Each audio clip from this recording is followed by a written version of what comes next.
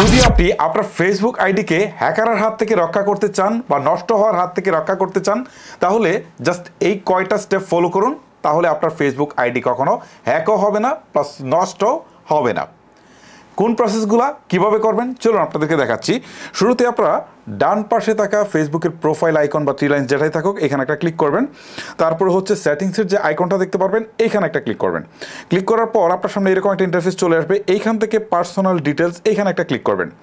Personal ডিটেলসে click করার পর নিচে আবারও পার্সোনাল ডিটেলস দেখতে পারবেন, এখানে ক্লিক করবেন। এখন দেখেন কন্ট্যাক্ট ইনফো দেখাচ্ছে, তারপর জন্ম তারিখ দেখাচ্ছে, তারপর হচ্ছে আইডেন্টিটি কনফার্মেশন দেখাচ্ছে। ওকে, সো এখান থেকে আপনার ফোন নাম্বার যেটা দিবেন সেটা সচল ফোন নাম্বার হতে হবে, কারণ এখানে যেন কোড পাঠাইলে সেটা যেন যায়। ঠিক আছে, যদি ফোন নাম্বার যদি আপনি পুরাতন ইউজ করে থাকেন তাহলে চেঞ্জ করে আপডেট করে নেবেন।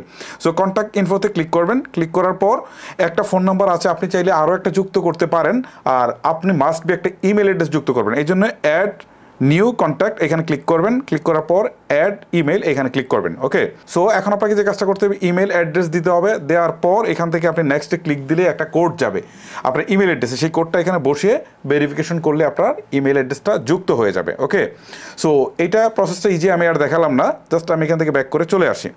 এইভাবে আপনার ফোন নাম্বারটাও চাইলে চেঞ্জ করতে পারেন। ওকে, আমি ব্যাক করে চলে আসি। তারপরে এখান থেকে জন্ম তারিখ, এইটা কিন্তু বেশি ইম্পর্টেন্ট। যদি আপনার আইডি নষ্ট হওয়ার হাত থেকে রক্ষা করতে চান, কোনো কারণে নষ্ট হয়ে গেলে ফিরিয়ে আনতে গেলে এই জন্ম তারিখ লাগবে। আপনার এনআইডি বা পাসপোর্টে যে জন্ম তারিখটা আছে সেটাই এখানে হুবহুব দিয়ে দিবেন। ঠিক আছে, আচ্ছা। তারপরের অপশনটা খুবই ইম্পর্টেন্ট, সেটা হচ্ছে আইডেন্টিটি কনফার্মেশন।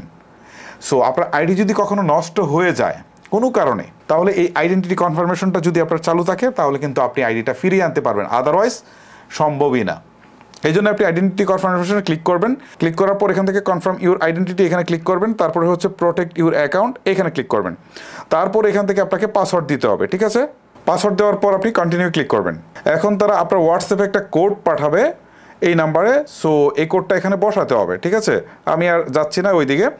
সো এখানে কোডটা বসানোর পরে আপনার হচ্ছে যদি পাসপোর্ট দিয়ে করতে চান তাহলে পাসপোর্ট, মানে আপনি যদি এনআইডি দিয়ে করতে চান তাহলে এনআইডি সামনে পিছনে দুই দিকের ছবি তুলতে হবে। পাসপোর্ট দিয়ে করলে পাসপোর্টের ছবি তুলে সাবমিট করতে হবে।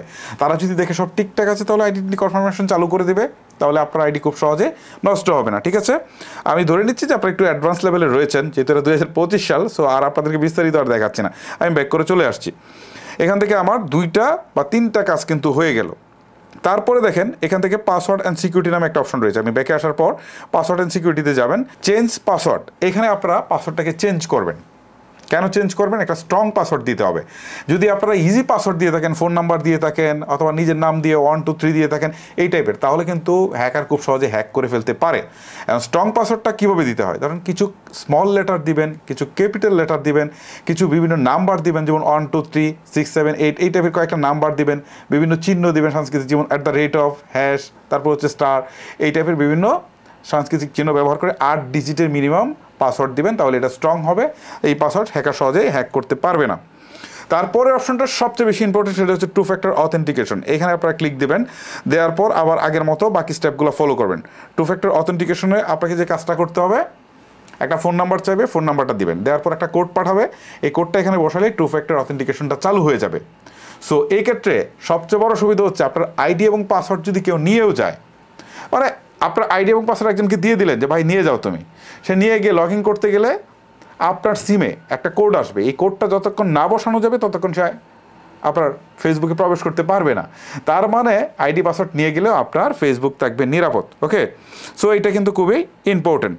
তারপর দেখেন এখানে আরও একটা অপশন রয়েছে, সেটা হচ্ছে আপনার লগিং অ্যালার্টস। ঠিক আছে, এখানে ক্লিক দিবেন, দেওয়ার পর এই লগিং অ্যালার্টস অপশনটুকু আপনারা এই যে এটা চালু করা আছে, এটা বন্ধ করা থাকলে এটা চালু করে দিবেন। ওকে, সো এই কয়টা সেটিংস যদি আপনারা আপাতত করে রাখেন, ঠিক আছে, তাহলে আপনার ফেসবুক আইডি কিন্তু খুব সহজেই নষ্ট হবে না। ওকে, আর একটা জিনিস আপনাদেরকে আরেকবার বলি, সেটা হচ্ছে এই যে পাসওয়ার্ড অ্যান্ড সিকিউরিটিতে যাওয়ার পর এখান থেকে আবার হচ্ছে পাসওয়ার্ড অ্যান্ড সিকিউরিটিতে যাবেন। যাওয়ার পর এই 2 ফ্যাক্টর অথেন্টিকেশনটা যখন চালু করবেন, এটার মধ্যে যাওয়ার পর কিছু সিকিউরিটি কোড আপনারা দেখতে পারবেন, সেই সিকিউরিটি কোডগুলো লিখে রাখবেন।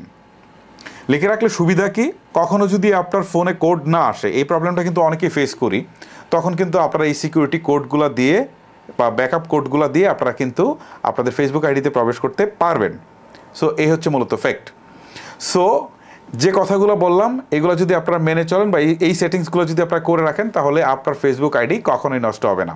তো ভিডিও শেষ করার আগে আপনাদেরকে বলছি এই ভিডিওটা হয়তো আপনার এখন কাজে না লাগলেও পরবর্তীতে কাজে লাগতে পারে বা আপনার ফ্রেন্ড লিস্টে থাকা অনেকেরই কাজে লাগতে পারে। সো ভিডিওটা আপনি আপনার ফেসবুকের টাইমলাইনে শেয়ার করে রাখেন। আজকের মতো আমি হিমেল আপনাদের কাছ থেকে বিদায় নিচ্ছি। দেখা হচ্ছে নতুন কোনো ভিডিওতে। আল্লাহ হাফেজ।